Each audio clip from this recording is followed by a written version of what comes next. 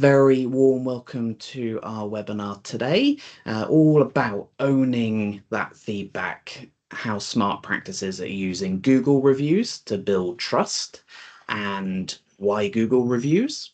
Because actually, our old friends over at the NHS Choices team are no longer publishing the reviews on the NHS ratings pages. So for many, there may have been a moment of celebration. For me, I felt a little bit sad, and I'll tell you why I felt a little bit sad in just a moment. So we are today going to be recording the webinar, so you will be able to access a recording of this webinar that will be over on the Enhanced Primary Care Facebook group. We're using the Q&A function today, so you'll notice two buttons at the top. One of those is chat. One of them is Q&A. So if you can use the Q&A function for any questions that you have, what that means is when we get to the end of the session, you will have a set of questions that you've already asked, and we can run right into those. If you've got anything other than a question, do go ahead and put that in the chat. Liam is kindly supporting us today with the chat. If you have just joined us and you're able to turn your camera on, that would be absolutely amazing, because it makes a huge difference to Cameron and I when we can see some faces. We know how the content is landing with you. So really pleased to be joined by Cameron from Redmore Health. We're having a little chat on LinkedIn about this change for reviews. I've checked in with the CQC. They are still holding their position with Google reviews that they will have a look at them. So they are important, but they are not bringing them into evidence. They feel like they have a wide range of other feedback that they can use to do that. But Cameron's going to share with you today the importance of taking ownership of your Google reviews, and particularly it's our public facing window now on how our practice is performing from some of our patients. Cameron's also going to talk to you about how we can get some of the right patients also posting reviews for us.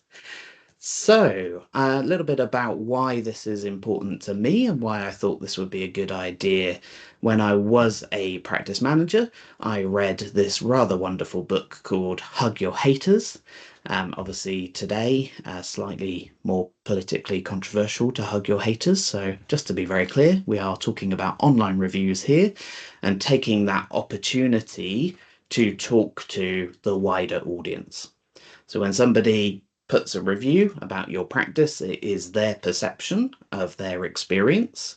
But what it gives you an opportunity to do is speak to everyone else who's reading that review. We all know that the practice complaints procedure is the correct way for people to deal with their challenges and their issues to a point of resolution. What a online review gives us is an opportunity to speak to everybody else who is reading it. I love this book so much that I want to give you a copy of this. So the person who is asking the most questions, who is the most responsive during this webinar, will be sent a copy of Hug Your Haters. The way you can do that, given that your microphones are muted, is to use the React feature. So that's just a little bit along from that Q&A feature. You've got React. So when Cameron says something that you agree with, you can give him a thumbs up or a heart. You can give him a clap. I've got a sneaking suspicion there's going to be a joke or two in here, so you can give him a laugh for the jokes as well. I'm going to count those up using a Teams feature after the webinar, and I will get a copy of that book out to one of you who are live here today. This is somebody who's really embracing the Hug Your Haters approach. I saw this van parked up when I was down in Cornwall. So we've got St. Ives Bakery here. They've taken some of their TripAdvisor reviews, 1-star reviews, and they've stuck them right on their van. I'm thinking that's perhaps a little bit too much of embracing for a general practice audience, but it just demonstrates that actually a bad review can be turned around into something that is very positive for your practice. So on that note, I'm going to hand you over to Cameron, who's going to walk us through our webinar today, and then we will finish with Q&As at the end. So don't forget to put those in as we go through. Cameron, over to you. Brilliant. Thanks, Daniel. And hi, everyone, and thanks for joining me today. Today's webinar is called Owning the Feedback, How Smart Practices Are Using Google Reviews to Build Trust. It's about supporting modern patient experience in general practice. So I've also got my colleague Liam Wright on the chat, and over the next 45 minutes or so, we're just going to be looking at something that affects every single general practice in the country, which is how patients experience and talk about their care. We're now in a world where public perception and patient experience are not just nice to haves, they're central to how we operate, how we're funded, and how we build trust. And with the recent removal of NHS.uk reviews from public view, we've lost a long-standing feedback channel, but gained an opportunity. So today I want to show you how smart practices are stepping up, taking control of their online feedback and using platforms like Google Reviews, not just to defend their reputation, but to actively build trust with patients as well. In terms of what we'll cover, we'll look at the impact of removing NHS.uk reviews and why it matters, how to claim and manage your Google account, do's and don'ts of responding to public reviews, turning complaints into service improvements, smarter ways to gather feedback, and also new tools like AI avatars to support some of the comms. AI and avatars, sorry. So yeah, this is an open session for practicing PCN leads looking to explore smarter ways to improve online visibility and credibility with their organisation. And we will be looking at real world examples today as well. Let's start by grounding ourselves firstly in why this is so important, because feedback isn't just a reflection of how well you're doing, it's also a key driver of access, reputation, and even contract performance. Whether we like it or not, patients are using online reviews as their first port of call. It's modern day word of mouth. And practices that actively manage this space often find that they get fewer complaints, have more supportive patient relationships, and crucially, experience less pressure at the front desk. So owning feedback isn't just about PR, it's about resilience and service quality as well. Now, let's talk about the big change that's brought us here. So as of 2024, reviews left on nhs.uk are no longer visible to the public. They haven't disappeared entirely because regulators like CQC can still see them, but patients can't. This means that practices have lost a major channel for public feedback. And let's be honest, those reviews weren't always easy to read or access, but they also gave us a lot of praise. Comments like, the receptionists were so kind, or the doctors listened and made time for me. Those moments helped balance the harder ones, and now that balance is missing. This shift away from NHS.uk reviews might feel like a loss, but it's actually an opportunity, because whilst NHS reviews were tucked away and not always easy to respond to, Google reviews are front and centre. They show up in searches, on maps, and they shape the first impression that a patient gets. This gives you more visibility, but also more control, if you're set up properly at least. Just so we're clear, Google My Business, which is now called Google Business Profile, is a free tool from Google. It lets you manage how your practice appears in search results and on maps. You can update your address, contact details, opening hours, photos, and of course, respond to reviews and post updates. It's a simple but powerful way to make sure your digital front door reflects what patients can actually expect. And you must claim your profile to be able to manage reviews, because otherwise people can post about you and you can't say a thing back. So we'll look at that shortly. So while the platform has changed, the opportunity is bigger than ever. It's easy to think of Google just as a place for reviews, but it's actually become the digital front door for your practice. When a patient Googles your practice, whether they're looking for the phone number or directions or just checking if you're open, they're probably seeing your Google business profile. And from there, they can call you directly with one tap, get directions from wherever they are, check your opening times, especially important for bank holidays, and click through to your website and see whether you've posted any updates like flu clinics or closures. So if your profile hasn't been claimed, verified, or updated recently, you're missing a vital part of your patient access strategy. And all of this happens before they even get to your reviews. Before we dive into how to manage feedback, let's take a moment to understand how Google reviews actually work. Again, they appear when someone looks up your practice on Google. They follow a simple 5-star rating system with space for written comments. Anyone with a Google account can leave one, but they're public by default, which means patients, staff, commissioners, anyone can see them. This makes them incredibly influential, not just for reputation, but also for staff morale, recruitment, and how confident people feel choosing your practice, because there will be others in the area often. Here's an example of what we're talking about. So this is what appears first when searching for a practice. You get the website on the left. Sometimes you get social media links underneath. And then you get the practice details in the Google Business Profile section on the right, with the number of reviews and average rating results clearly visible.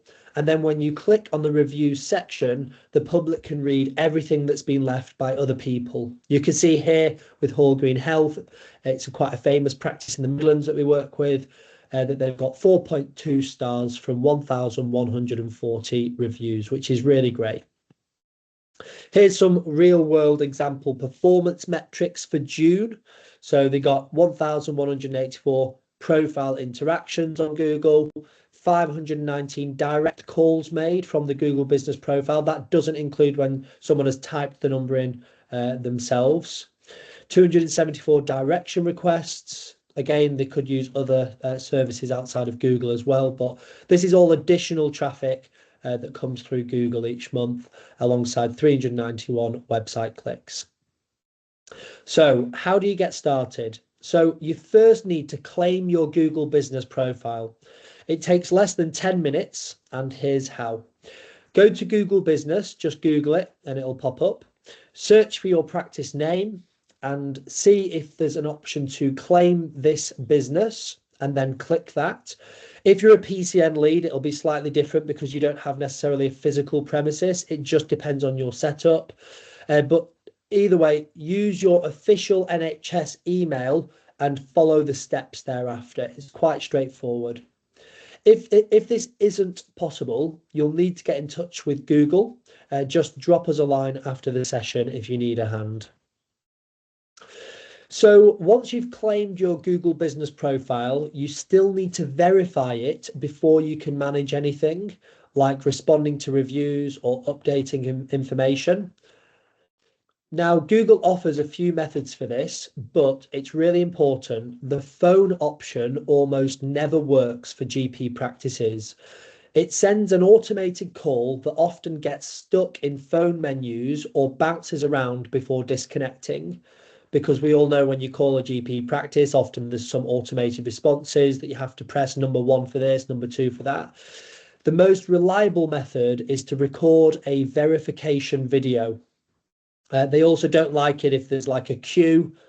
So you really do need to get a verification video as the method for verifying your Google Business Profile account. So basically, once you've claimed your account, you'll then be prompted at this point. You can take a video inside the surgery proving that you're part of the organization, and that usually involves unlocking the front door with a key or access card, showing signage to your practice name, walking into the back rooms or non-public areas, and possibly showing things like reception terminal or practice materials. The goal is to prove that you're not just a patient and that you actually represent the practice. Once you submit the video, Google typically takes around 5 days to review it and either approve or deny the verification. It's a small task, but absolutely essential to get control of your online presence. So that's a really important step. Now let's talk about responding. So here are a few golden rules. So do thank people for positive comments, acknowledge complaints without going into private details, stay professional and calm even when the review isn't, and don't share any personal details, even if you're correcting something from a particular individual. Don't argue or get defensive. Don't ignore reviews entirely, because those will speak for you even if you don't. And please don't copy and paste the same message every single time, because people can tell. Even a short, warm thank you goes a long way. Let me give you an example of a good response to a bad review before we show some real world examples. So a good response would be, thanks for your feedback. We're sorry to hear about your experience and would like to follow up directly. Please contact the practice so that we can help. Now compare that with a risky response, which would be, that's not true. You didn't even show up to your appointment. So you can see the difference. The first one protects patient privacy and shows empathy. The second one might be accurate, but it escalates tension and breaks confidentiality. Always assume that the public is watching, because they are, and that language is really picked up on. Here are some positive real-world examples of reviews. So you can see Dr. J was amazing and handled my problems with ease and respect.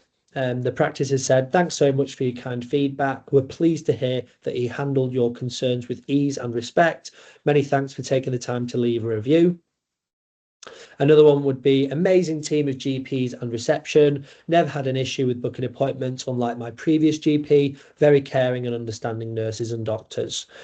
The practice has said, thanks for your lovely feedback, and we're pleased to hear that you've had a positive experience and booking appointments has been straightforward.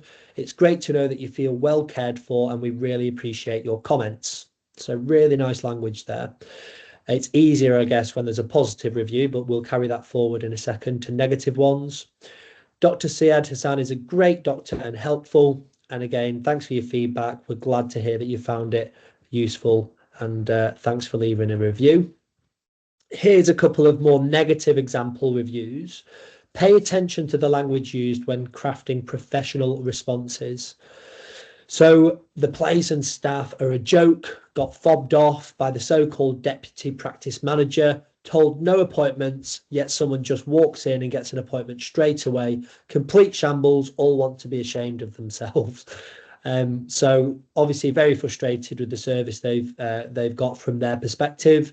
And the practice has said, thanks for sharing your feedback. We're sorry to hear about your experience and understand how frustrating this must have been.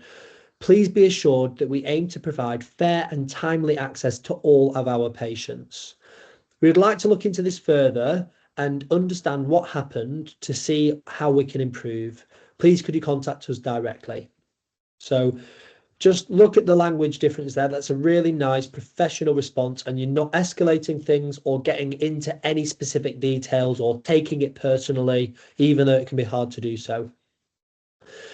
And a final negative review example would be, always have to wait more than 1 hour to book an appointment, and at the end you don't get an appointment, need more doctors or a new GP centre in the area. So again, thank you for sharing your feedback. We understand how frustrating long waits can be and appreciate you highlighting this. So actually appreciating them highlighting a potential issue. Demand for appointments is very high. So trying to say what the potential issue was, the reason, and we're continually looking at ways to improve access and reduce waiting times for our patients. So I really like that language that is being used. And just so that you've got an idea of how you can get help with this type of stuff, ChatGPT can really help craft these sorts of responsive. You can ask it to put a really professional response together, and this is the type of stuff that you can expect. And just remember, if you haven't claimed or verified your Google My Business or Google Business profile, it means you've no way at all of responding to these reviews, and the negative or positive reviews will just sit there, and it just doesn't look professional, it doesn't look proactive, and you don't really get any opportunity to paint the practice in a positive light, even in the face of this sort of negativity. So really important you do take this sort of ownership and action. Actually, what we want to do is we want to reframe complaints for a moment as well, because every review, even the painful ones, is data. If you see recurring themes, appointments, phones, access, for example, that's not just feedback, that's an improvement roadmap. Some practices take these themes to their PPG or discuss them in staff meetings and say, right, this is what patients have said, what can we do about it? And that creates a feedback loop. So you go from complaint to discussion to action and response. Even better, tell the reviewer that you've made a change, because that builds real trust. One of the most common questions that I get is, can we get a bad Google review removed? And the answer is yes, but only in specific cases. Google will consider removing a review if it clearly violates their policies. For example, if it contains hate speech, swearing, or offensive language, if a member of staff is named or personally identified, if there's threats, harassment, or abusive comments, or if it's spam, fake, or completely irrelevant. You can flag these through your Google business account because there's a report review option built in. But, and it's a big but, Google doesn't always act quickly, and in many cases they don't act at all. That's why it's so important to respond professionally in public anyway. You want to show patients and the wider public that you've acknowledged the issue without breaking confidentiality or escalating things. I always recommend training your front desk or comm staff to know what qualifies for removal. Flag those reviews as soon as they appear, keep following up with Google if needed, and persistence can really help. Ultimately, managing reviews is part of modern reputation management, and while you can't always delete the story, you can respond in a way that reclaims the narrative. One of the most important things to remember, though, is people who've had a good experience of your practice often don't think to leave a review unless we remind them. That's where a few small nudges can make a big difference. Simple things like a QR code poster on the reception desk or in the waiting area, such as the TV, so that patients can leave a review whilst they wait. A short link or button on your website, maybe on the Contact Us or Have Your Say page. Occasional social media posts encouraging patients to share kind words if they've had a good experience, and even encouraging staff to mention it after a particularly positive interaction. Something like, if you'd like to leave us a review on Google, it really helps other patients know what to expect. So really important. I do like the Google review prompt with a QR code on the reception desk that takes people directly when they scan it to leave a positive Google review. I like that approach, or on the TV in the waiting area and social media and websites. That they're really, really key things that you can do, not in the corner in a dingy old poster with no QR code on it. It needs to be visible. It needs to be there in front of people. Again, just helping people. You've got a lot of patients that do have really good experience, just to prompt them to leave those reviews. And we've seen, things turn around quite quickly doing that. It's not pushy. It's about creating balance, because we know that people that are unhappy are much more likely to leave reviews unprompted. So if we don't encourage the positives, they get drowned out really quickly. Again, we do see that practices that do this regularly tend to see their star ratings climb really rapidly, and their team morale with it as well.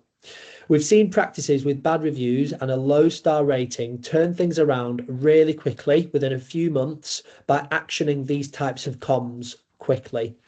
So again, lots of patients are more than happy to pop something online to help your practice, and you'll be likely nicely surprised. Remember, Google isn't the only game in town. Think about your broader feedback model as well. So tools like friends and family test, more detailed QR code surveys in the waiting room, for again, prompting much longer responses and reviews, patient participation groups, or even a virtual suggestion box on your website or even on the reception desk. So these tools are low cost and effective. And the key is to make feedback part of everyday culture, not just a reactive process when something goes wrong. Don't forget the power of good feedback as well, because positive reviews can lift team morale and remind everyone why they're there. So share those positive reviews when possible, especially the really good ones. We do it as Redmore Health. Our culture is very much anytime someone leaves a really positive, review, and they give us some positive interaction. We have a good news update channel on Teams, and we always make sure to rave about that because it does really boost staff morale. Think about as well putting these reviews, because your practices with physical locations, on your waiting room screen, or include them in your staff newsletter. Share them, obviously anonymized, on social media as well. And those things go a long way. And one practice we work with even had a review of the week in the tea room, which made a real difference to how staff felt walking into work. If managing reviews feels like one more thing, you're not alone, but there are tools to help. Some practices are experimenting things like AI tools. As I mentioned before, ChatGPT can be really useful and helpful in helping drafting replies. Chatbots can also gather feedback automatically sometimes. There's software that summarizes review themes for meetings, and even simple tone checkers to make sure replies land well. You can also make sure you have got things like Grammarly if you're doing responses yourselves, so that everything is spell checked as well. These aren't replacements for human empathy, they're helpers, and they can save you time as well. Let's pause for a quick checklist. This is what I call getting your house in order. These are the basics that smart practices are putting in place to stay on top of feedback. First and foremost, make sure that your Google account is claimed and verified, because without that, you can't reply to reviews or manage what patients see.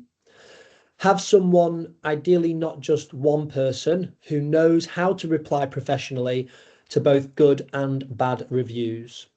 Set up a simple response policy when you respond, how quickly and what tone to use.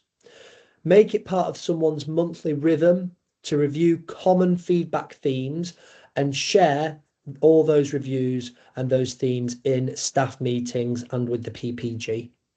And finally, don't forget the positives. Build in a way to share good reviews with your team. It lifts morale and reminds everyone that their work matters. Let me quickly share a real world example of a practice that we support. So it's a small rural practice, actually quite close to me. Started with the Google rating of 2.7, and they were understandably anxious, but over 4 months, they encouraged patients to leave feedback after appointments.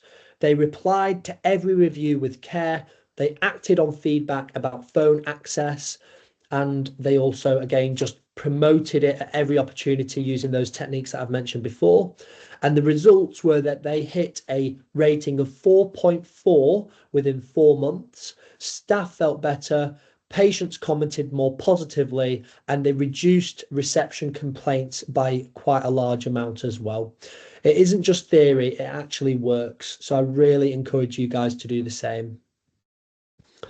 Let's bring it all together. So the feedback landscape is changing, so own it. Google reviews are powerful, visible, and free. The way you respond says as much as the review itself.